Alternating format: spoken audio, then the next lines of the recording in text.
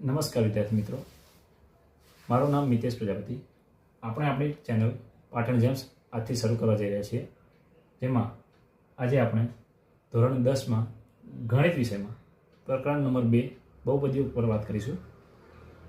તો સર્વપ્રથમ આપણે જોઈએ કે કોઈ પણ બહુપદી આપણી પાસે હોય તો એની ઘાત કેટલી છે એ કઈ રીતે ખબર પડશે. તો સર્વપ્રથમ આપણે જોઈએ કે ઘાત એટલે શું. ઘાત એટલે કોઈ પદ હોય p ઓફ x, એમાં જે ચલિત સંખ્યા છે x ના મહત્તમ ઘાતાંકને તે બહુપદી p ઓફ x ની ઘાત કહેવામાં આવે છે. ઉદાહરણથી જોઈએ કે p ઓફ x બરાબર 4x + 2. અહીં આ બહુપદીમાં ચલિત સંખ્યા આપણી છે x, અહીં લખેલું છે p ઓફ x, એટલે અહીં લખેલું છે 4x + 2. બરાબર. તો આ બહુપદી 4x + 2 માં ચલિત સંખ્યા x ની ઘાતાંક અહીં કોઈ જ સંખ્યા ના હોય તો આપણે 1 સમજવાની થાય. તો આ ચલિત સંખ્યા x ની ઘાતાંક 1 હોવાથી આ બહુપદીની ઘાત થશે 1. ઉદાહરણ 2 માં જોઈએ કે p ઓફ y બરાબર 2y² - 3y + 4. બરાબર છે.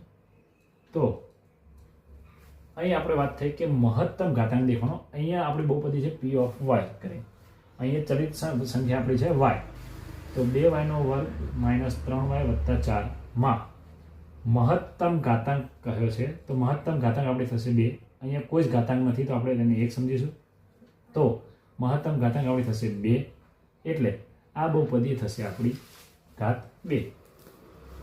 એ જ પ્રમાણે ત્રીજું ઉદાહરણ દેખીએ કે p ઓફ x બરાબર 5x³ - 4x² + 2 + √2. અહીં બહુપદીની મહત્તમ ઘાતાંક આપણે દેખીએ તો અહીંયા 3 છે, અહીંયા 2 છે અને અહીંયા કંઈ નથી તો 1. તો મહત્તમ એટલે મોટામાં મોટી સંખ્યા. એ રીતે દેખીએ તો આપણી બહુપદીમાં મહત્તમ ઘાતાંક જે ચલિત પદ x છે એની મહત્તમ ઘાતાંક અહીં થશે 3. તો આ બહુપદીની ઘાત થશે 3. ચોથું ઉદાહરણ p ઓફ u બરાબર 7u⁴ - 3/4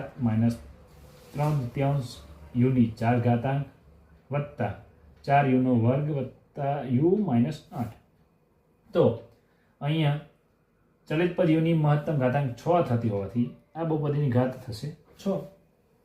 હવે અહીંયા દેખ્યું કે આપણી બહુપદીની ઘાત 1 છે, તો એવી બહુપદીને આપણે એક ઘાતવાળી બહુપદી કહેવાય.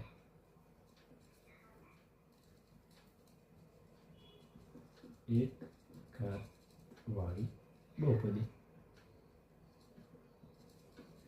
એક ઘાતવાળી બહુપદીને આપણે સુરેખ બહુપદી પણ કહેવાય.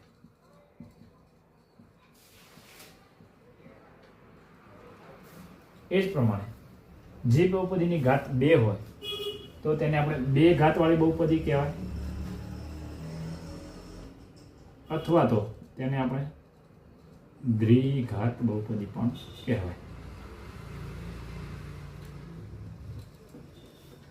એ જ પ્રમાણે આપણે 3 ઘાતવાળી બહુપદી હોય તો તેને આપણે ત્રિઘાત બહુપદી કહીશું.